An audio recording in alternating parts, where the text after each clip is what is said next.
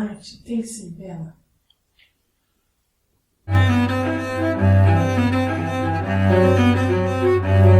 Para responder essa pergunta, primeiro a gente tem que entender o que é beleza e o que é arte.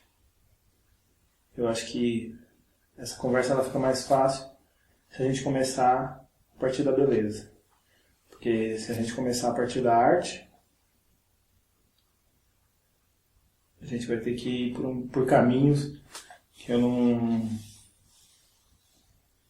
vou conseguir te definir depois. Então vamos lá.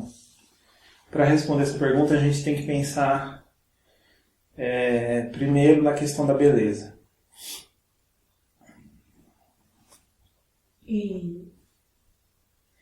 E aonde a gente pode encontrar a beleza? Bom, a beleza, segundo os astros, né? A gente pode primeiro começar lá com Vênus, né? Com a representação máxima da beleza, que é a deusa Vênus.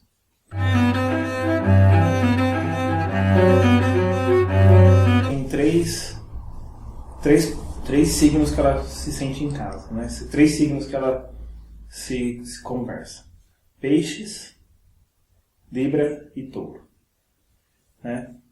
Então, partindo desse princípio, a gente pode entender que existe 3 belezas, né? Se os astros são os nossos grandes mestres, né? Então, partindo desse princípio, a gente pode pensar que a gente tem 3 belezas.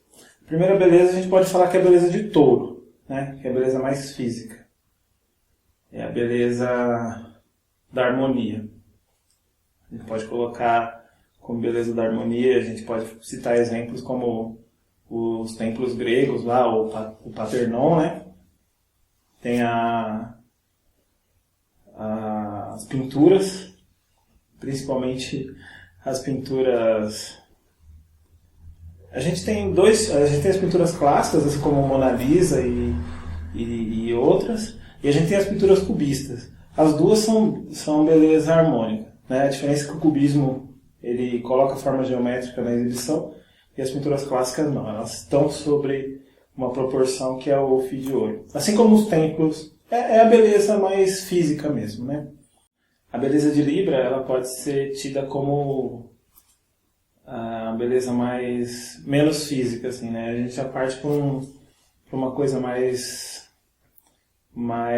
subjetiva, né? Tem um poeta, aliás, ele não é poeta, ele é um escritor chamado Khalil Gibran. Ele escreveu um livro chamado O Profeta, e nesse livro, O Profeta, ele coloca lá uma frase que define bem o que é a beleza libriana, né? Que é a beleza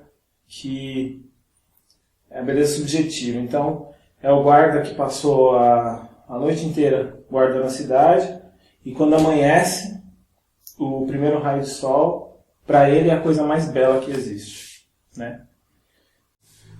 A gente pode falar também que outra beleza subjetiva pode ser a questão do apaixonado, né? Uma pessoa que se apaixona à primeira vista, ele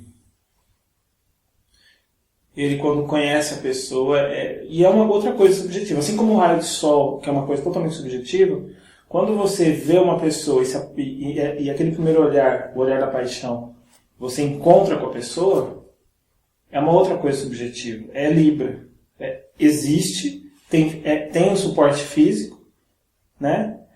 Mas é subjetivo. É um sentimento, é um desejo, na verdade, né? É a beleza do desejo. Não gosto muito dessa palavra, mas é. E também outra beleza, deixa eu pensar em outro exemplo. Tem uma moça, não sei o que, Cury, que ela escreve uma frase que retrata bem isso, que é a beleza do mar. Então, imagina, se você é um marinheiro e você está navegando no mar, e aí o mar está revoltoso e tal, e aí uma tempestade marinha, ela normalmente quando acontece, ela se vai, como ela não tem montanhas por perto, nenhuma barreira, ela sai de uma vez. Então, assim, vem aquela bonança, assim, né? E pro capitão do navio naquele momento, é a coisa mais bela do mundo. Ele estava correndo um risco de vida e agora ele está, né? Ainda assim, é uma beleza física, por ser uma beleza do complemento. Então a gente já falou de touro, de Libra, agora a gente vai falar de peixes. Peixes é a beleza da sublimação. É a sublimação. Então é a beleza da realização, a beleza do igual. É quando você... Então vamos falar da beleza de peixes. A beleza da sublimação é quando você tem um sentimento dentro de você, algo que você não tem palavras para explicar. E aí, nesse momento, você encontra um poema. E nesse poema, ou numa música, nessas músicas que a gente ouve em rádio, fica ligado, ou qualquer outra, tem uma frase ou tem uma expressão que traduz exatamente o que você está sentindo. Isso é mais subjetivo que o raio de sol pro guarda da cidade e é absolutamente subjetivo para um templo grego usando a matemática divina. Então, você vê que touro, libra e peixes vai subindo, vai tendo cada vez mais uma subjeção. Outro exemplo que a gente pode citar, no sentido de peixe, no sentido de sublimação, seria quando a gente encontra alguém. E esse alguém é semelhante a gente. Então, imagina que você vive numa realidade extremamente solitária, né? Principalmente as pessoas que optam por um caminho espiritual, elas normalmente são muito solitárias. E aí, ela simplesmente acontece. Às vezes a pessoa tem 40, 50 anos mais que você. Assim, às vezes são 2 sacerdotes, então são 2 pessoas que optaram por celibatário. Então, assim, mas só de você encontrar aquela pessoa e você perceber que existe alguém igual a você, que pensa igual a você, que fala igual a você, é a beleza de peixes. É algo da sublimação. Você consegue sublimar algo. Assim como no exemplo anterior, a gente sublimou um sentimento que eu não conseguia expressar, então eu não conseguia pôr ele para fora. Agora eu sublimo de uma forma da psique, é a forma de sublimação da psique. É alguém que traduz o que você é ali. Só isso. Normalmente essa relação ela começa uma grande amizade depois da encrenca, né? Porque 2 iguais acabam se repelindo. Mas aquele primeiro momento é um momento mágico. Assim. Né? Seria como um espelho, né? É, isso mesmo. Aí agora... Um outro exemplo é quando você está num estado de espírito e você encontra paz em um determinado momento. Por exemplo, você está muito agitado e você quer se acalmar. Aí você vai e coloca uma música ou faz uma oração ou você recita... Mas agora não mais como aquele outro exemplo da música, mas assim, algo que altere você, que você conscientemente queira chegar naquele estado, mas não tem capacidade própria. Então você pega um instrumento de fora, né? A magia é isso. Você pegar um instrumento externo. Você está muito agitado e você põe a Sexta Sinfonia de Beethoven para tocar.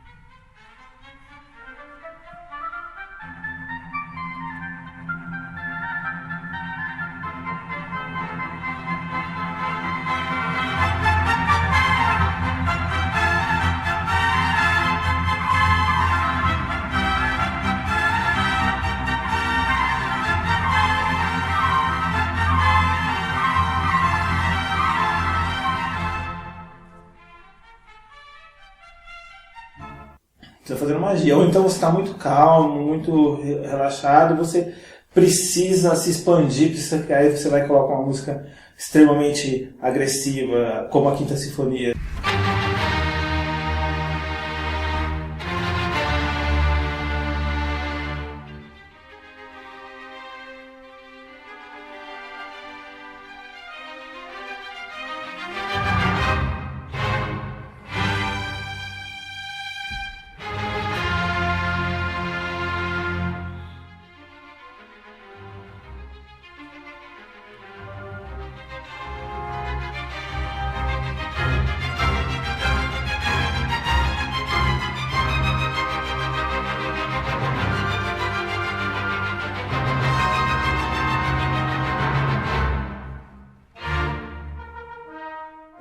então, sei lá, um Wagner, você coloca lá a Cavalgada das Valquírias. Então,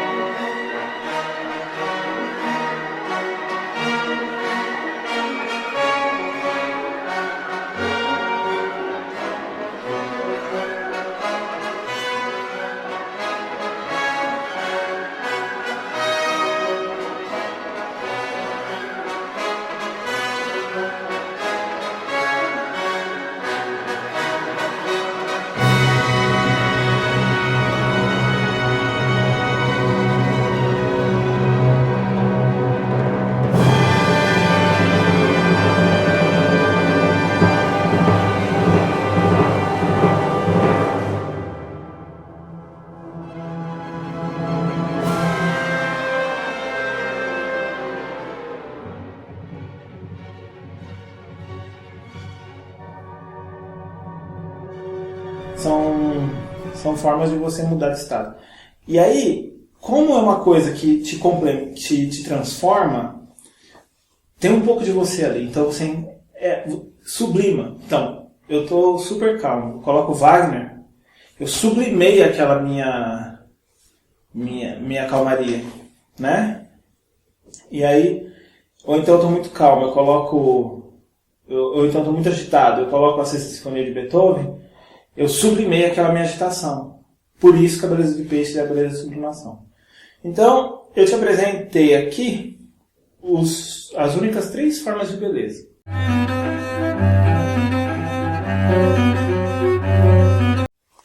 Acho que traduz um pouco de todas as situações possíveis que uma pessoa pode viver. Então tá, então agora a gente já conceituou a beleza, né? E partindo disso, partindo de que a beleza é sempre algo que transforma, é algo que age, ela não é um fim em si mesmo. É um caminho. Entende? A beleza ela não é um fim em si mesmo. Você passar por uma experiência. A beleza ela não é algo, é uma experiência, né? É um caminho que a gente vive. E a partir do momento que a gente se depara ou vive esse caminho, né? A gente tem que fazer uma outra pergunta, né? Qual o destino desse caminho? Para onde esse caminho vai me levar? Eu acho que essa é a pergunta chave aí da nossa conversa, né? Então, a gente primeiro conceitua a beleza. A gente tira a beleza de um objeto e entende que a beleza não é algo em si. Não existe a beleza por ela. A beleza é uma experiência, um caminho, algo a ser percorrido, algo a ser vivido, né? E das 3 experiências, a gente tem a experiência mais física, a beleza de touro, a gente tem a experiência mais psique, mais harmônica, né? Por exemplo, Libra, a gente pode falar assim, que é a beleza mais harmônica, e a gente tem a beleza mais que eleva a gente mais, a beleza que sublima as nossas emoções, que sublima as nossas experiências, né? Que é a beleza de peixes. Então, a beleza ela não é um fim em si mesmo, né? A beleza ela não é um fim em si mesmo. Isso é ponto passivo. Então agora eu vou colocar aqui uma história para ilustrar isso. O cidadão ele foi até uma frutaria. Chegando lá na frutaria, ele se deparou lá com 2 prateleiras, né? As 2 prateleiras que normalmente, principalmente que normalmente o que acaba acontecendo é o seguinte: o dono da frutaria coloca as frutas mais bonitas em cima e coloca as frutas mais ou menos embaixo, assim, né? Aí o cidadão chegou, olhou aquela prateleira lá e aí o que aconteceu? Ele estava querendo comer caqui e aí ele viu o caqui lá. E aí ele viu 2 prateleiras de caqui, as de baixo os caqui meio machucadinho, faltando uma perninha e tal. E o de cima o caqui bonito, vistoso e tal. Então o cidadão foi lá, pegou os caquis que ele queria, pôs no saquinho, passou lá no caixa, pagou e levou para casa. Chegando em casa, esse cidadão foi lá e desembrulhou o caqui, lavou com aquele todo amor, aquele caqui lindo, grande, bonito e tal. Cortou o caqui e mordeu. Naquele momento, ele sentiu o caqui marrento, azedo, com aquele gosto horrível. Assim, né? Então, assim, e essa experiência é uma experiência que ilustra bem o que é a beleza. A beleza é a única coisa, a única necessidade humana, é a única experiência humana que não satisfaz. Se eu tenho fome, eu como e sacia a minha fome. Se eu tenho sede, eu bebo água, se me sede. A beleza não sacia, o ponto é esse. E quando você acha que a beleza vai te saciar, você se arrepende. E aí isso frustra a pessoa por dentro. Né? Um exemplo claro disso é quando você compra alguma coisa, que nem o nosso amigo aqui, compra uma fruta ou vai comer um prato, porque ele é belo. Por mais harmônico e bonito que seja um prato, se ele não tiver se ele não for gostoso, não resolve. Quando você vê uma mulher e aí desperta a sua libido e você se apaixona, ou mesmo quando você olha aquelas formas bonitas, é proporcional ao rosto, o corpo está tudo certinho, você pode até tentar conviver com ela, mas se ela não for uma boa pessoa, uma pessoa agradável, a beleza dela não satisfaz a sua expectativa e você vai se frustrar novamente.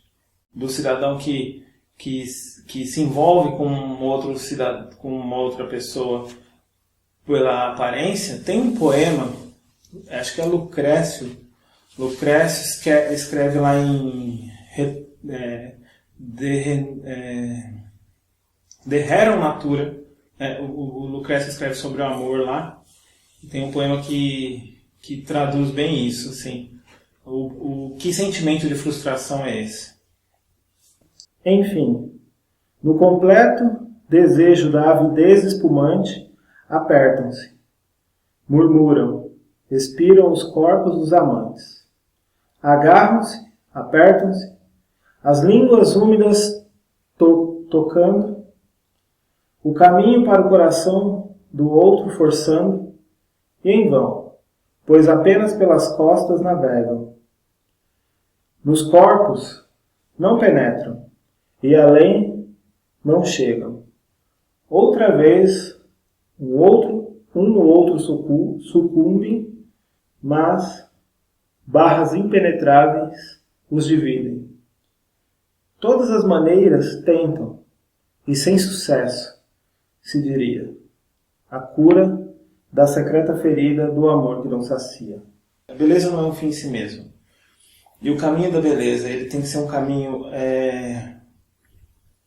Tem que ser um caminho que leve a algum lugar, ao ápice da experiência como beleza. A gente começa a entender que a beleza ela vai deixar algo na gente, né? Tem uma história que aí vem em complemento a essa da fruta, que é a história de um músico. A expansão que a beleza traz para o ser humano. Tinha um músico que queria escrever a música perfeita. E esse músico ele parte para um estudo incessante dos grandes mestres, né? Então ele vai estudar Tchaikovsky, estudar Beethoven, Mozart, Bach, Brahms. E ele passa vários anos estudando, né? Estudando os grandes mestres. Até que um dia, ele, assim, depois de um longo período estudando, até que um dia um um amigo faz um convite inusitado para ele. Ele convida esse músico a ir num teatro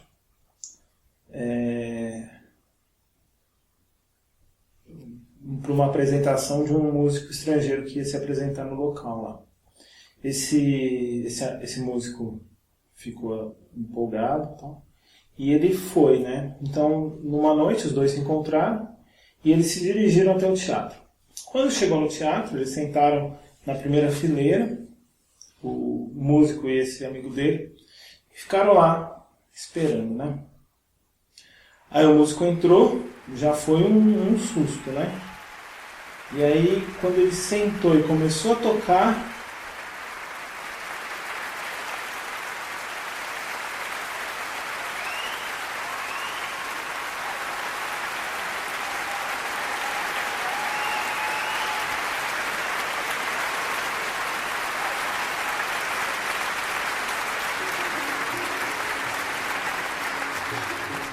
totalmente diferente daquilo que ele tinha aprendido.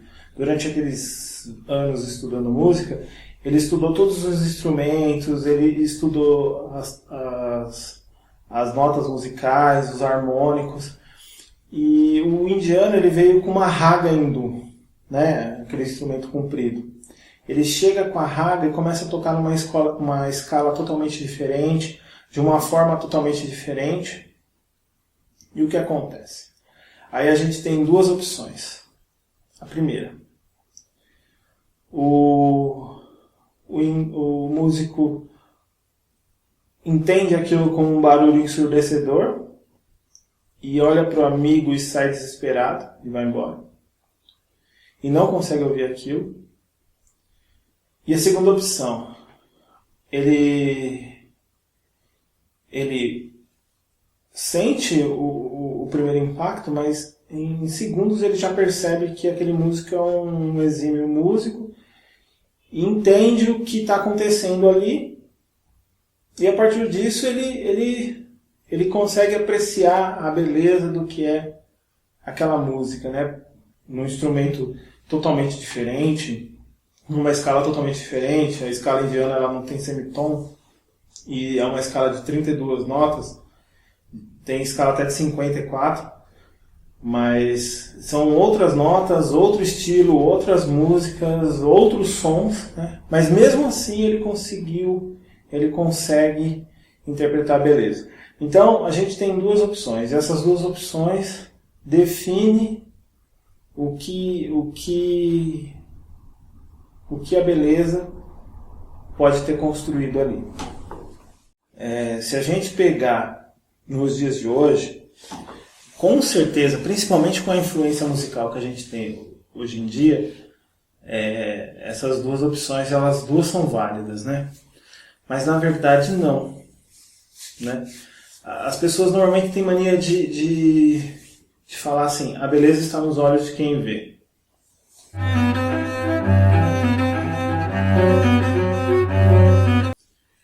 E de certa forma, realmente, a beleza está nos olhos de quem vê. Mas isso não valida essas duas opções. Porque a beleza, ela não é relativa. A beleza é absoluta.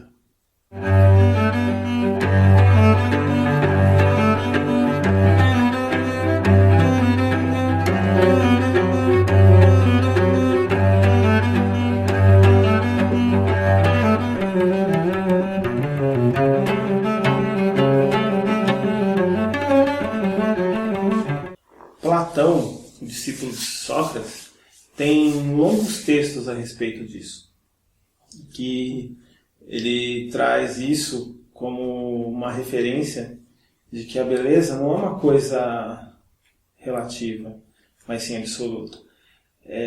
O que foi que aconteceu? Esse músico, esse pianista, ele estudou música, ele estudou a música durante muito tempo. E aí, ele foi aprendendo a música. Aí a gente vai falar agora de arte.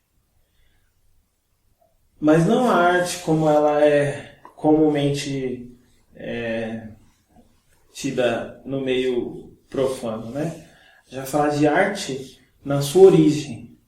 Arte vem de uma palavra grega que vem ars. E ars, a tradução literal para ars é técnica.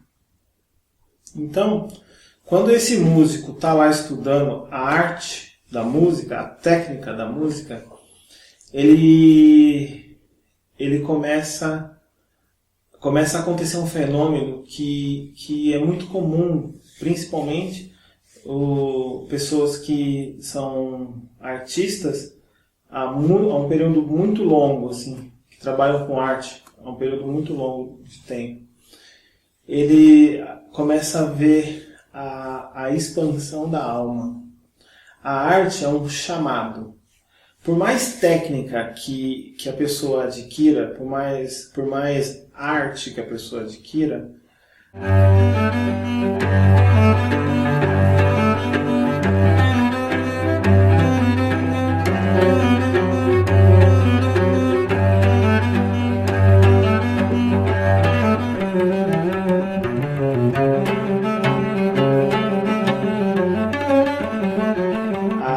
o contato com os grandes mestres, e aí eu estou falando de música, mas a gente pode falar de pintura e escultura, expande a alma. E a beleza, como caminho, se aplica. Ela deixa de ser algo subjetivo para ser um atributo quase que palpável. É algo que transcende o físico humano para interagir diretamente com a psique, com a alma, com as emoções do ser humano. E então aquela frase que diz a beleza está nos olhos de quem vê, ela se refere a isso. Não que a beleza seja algo subjetivo ou algo relativo. Não. A beleza, ela é algo absoluto. Só que agora esse músico, que passou tantos anos estudando instrumentos e técnicas e tudo, ele consegue perceber a beleza porque a beleza agora está nele. O contato com a arte, com a beleza dos grandes mestres, do trabalho, da obra de arte, que nesse caso pode ser traduzida como obra de beleza, ela expandiu a alma dele. E agora a beleza está nele. Como a beleza está nele, ele consegue reconhecer, independente do músico, independente do instrumento, independente das escalas, ele consegue reconhecer a beleza. Porque primeiro a beleza está nele. Existe um parâmetro interno, algo interno, né? E essa técnica, essa arte é o que proporciona essa expansão, é o que proporciona o aprimoramento, a expansão interna. Então, a gente acaba de entender o que é a beleza no seu aspecto mais profundo. A beleza é algo que é inerente ao ser humano. Só que é necessário a técnica. Não para aprender a beleza, mas para conseguir realizar um processo de exteriorização da beleza. Tem uma outra história que traduz bem isso. É a história do tapete persa. Tinha uma senhora muito rica que viajou para o Oriente. Essa senhora viaja para o Oriente e quando volta de viagem, volta com um tapete persa.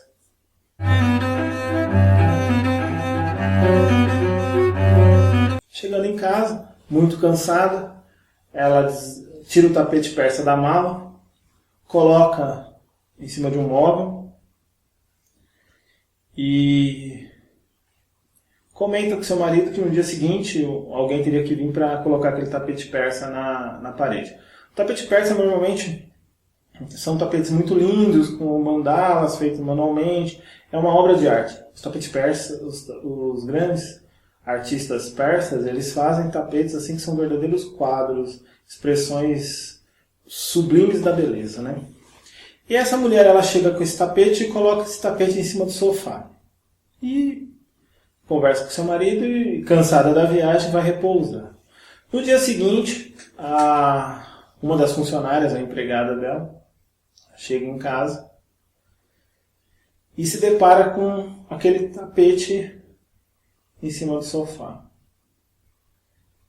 Imediatamente, ela entende que aquele tapete é um capacho, coloca na porta e toca o seu dia como se nada tivesse acontecido. Aí a gente tem uma lição, né? E aí depois a dona da residência percebeu e desfez todo o engano e tal. Mas aí a gente tira uma lição. Qual é a diferença do tapete persa para um capacho?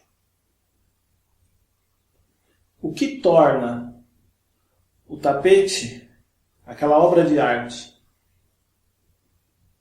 tão sublime ao ponto de ser colocada numa parede, e um capacho feito muitas vezes com o mesmo carinho, o mesmo amor e tudo, ser um tapete de entrada de casa? Será que essa empregada ela não tinha beleza dentro dela? Então ela não tinha referencial externo? Tem uma frase que expressa bem o que aconteceu nessa história. A beleza não é um convite a se possuir uma coisa, mas é um convite à renúncia. Se você entende isso dessa forma, você começa a prestar atenção que essa senhora, na verdade, que usou o tapete persa como capacho, é o mesmo personagem da história do Immanuel Kant,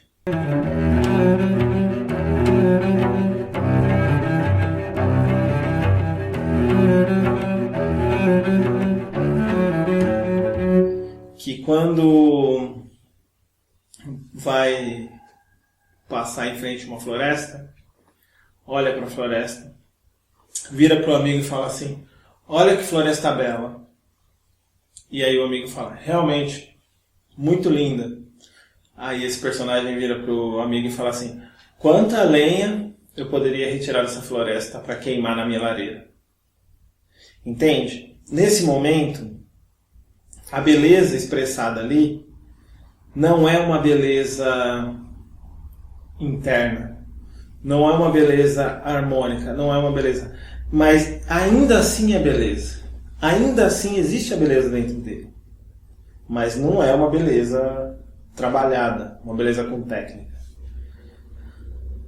Essa empregada, quando coloca o tapete na porta, não que ela não reconheça a beleza, ela pode até ter olhado e falado: nossa, que capacho bonito, mas ela não tinha a técnica, ela não tinha a arte, ela não tinha trabalhado a sua alma, ela não tinha uma expansão de alma. E é exatamente esse é o ponto, é exatamente aí que a gente entende. A arte tem que ser bela? Não. A técnica nunca tem que ser bela. Um funcionário de um açougue, que é obrigado a matar animais,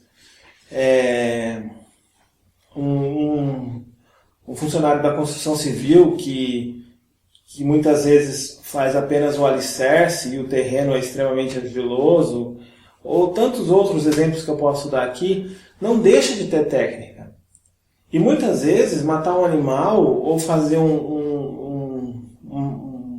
processo químico lá para gerar a argamassa não necessariamente não é belo. Mas isso não tira do profissional a técnica, a arte. Ele ainda assim ele tem arte, ele tem técnica. Agora, quando a arte é comprometida com o ser humano, com a vida, aí ela é bela. Aí a arte é um chamado. Aí, por que ela é um chamado? Porque tem beleza. Aí a arte se expressa como um caminho, o caminho da beleza. Que caminho é esse? É o caminho de expansão da alma. Aí a gente volta à pergunta inicial. A arte tem que ser bela? Não. Mas, se a arte tiver o propósito do engrandecimento humano, necessariamente ela tem que ser bela. É isso. Está respondida a sua pergunta? Sim. Tá bom. Não.